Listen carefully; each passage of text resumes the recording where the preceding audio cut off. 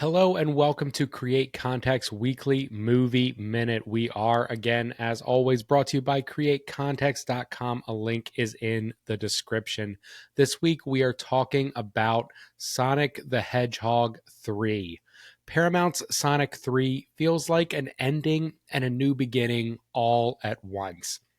Video game film adaptations have a tumultuous past, but Jeff Fowler has been able to capture the magic of Sega's mascot while creating a worthwhile family film series. Sonic 3 is as much about the past as it is the future. This film introduces the character of Shadow the Hedgehog to the series universe. Shadow is a fan favorite character with a dark past. Sonic 3 does a great job introducing not only Shadow, but some of the darker themes that come along with the character while still remaining a family friendly movie. The character of Shadow and the Sonic world in general is a silly and far fetched one. We have to suspend disbelief when rooting for a blue hedgehog and a two-tailed fox as our heroes, but Sonic 3, along with the other films in the franchise, do a great job balancing these ideas. Shadow's villainous motivations hinge on a loss that happens to him early in his life. The backstory differs slightly from the games to the screen, but the main plot beats are almost identical.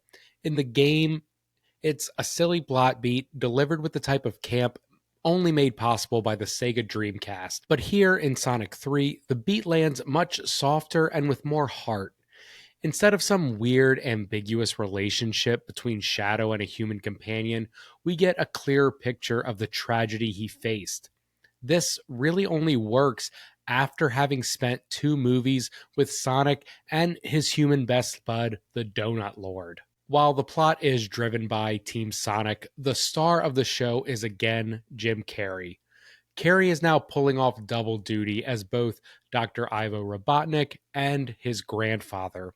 It's a role that, looking back, feels handpicked for Carrey to play. I'm not sure if this is the last we'll see of Jim Carrey in the series, but going forward, every performance of the Eggman will be compared to this one. Jim Carrey brings his signature silliness to the Robotnik's role, but it feels like he's outdoing even himself in this one.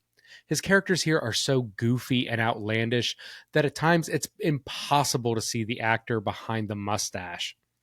Comedic acting is a special form of talent, and Carey delivers here in spades. He's truly a mastercraft of his work, and even if every joke doesn't land, he's always going for it. The main theme of Sonic 3 is overcoming trauma and not letting your trauma overcome you. It's a lesson that's borne out right at the beginning of the film and echoed multiple times through various characters. Robotnik must not let his evil grandfather define his life. Shadow has let his rage for past transgressions against him blind him to anything else in the world, and Sonic must be careful not to let the same emotions overcome him. It's a meaningful theme and done exceptionally well for a kid's movies. Maybe its themes aren't as deep as a film like Paddington, and maybe they aren't delivered as emotionally as something like the Toy Story franchise, but Sonic 3 has something to say, and it makes a strong case for the themes presented throughout. The magic trick that Sonic 3 is able to pull off with these big emotional themes, over the top action sequences, and outrageously goofy moments, the film always knows when it's time to make a joke and when it's time to be serious. There are no big emotional gut punches, but when a theme is presented, it's doing so in a respectful manner. Fowler is able to keep everything polished and deliver a strong film in the process. Sonic 3 is constantly upping the stakes and delivering ridiculous moments. There are times when the movie feels like a 90s heist film, and other when it feels like a Japanese anime. They all somehow work together to deliver a film that is greater than the sum of its parts. Sonic 3 isn't without its flaws. For a film about going lightning fast, it does drag a little after the first act. We get a long break in action that is mainly filled with scenes of Jim Carrey acting off himself. It's entertaining enough, and maybe will keep small kids entertained, but there's only so much lore building you need in a Sonic movie. There are Chaos Emeralds and a hedgehog with a gun. We don't need too much exposition. Once the film hits its second act climax, the stakes really raise and the film never lets off the gas. The second act culminates in a pretty fun heist sequence before moving the action to space for an anime-inspired brawl. It's ludicrous, over the top, and probably wouldn't work in any other film.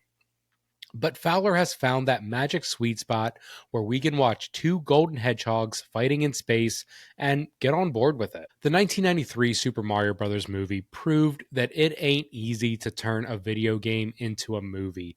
This is the third Sonic film directed by Jeff Fowler, and while they aren't perfect, he and writers Pat Casey and Josh Miller have found a pretty good template for video game movies. They need to respect the past, but not let it define them. It's a lesson Sonic learns in this film, and one that's already known by Fowler and his team. Sonic 3 respects the games it's adapted from, but the entire series isn't a wink or a nod to the video game franchise that came before it. It handles the material with heart and makes sure to get the most important thing right first: delivering a good movie.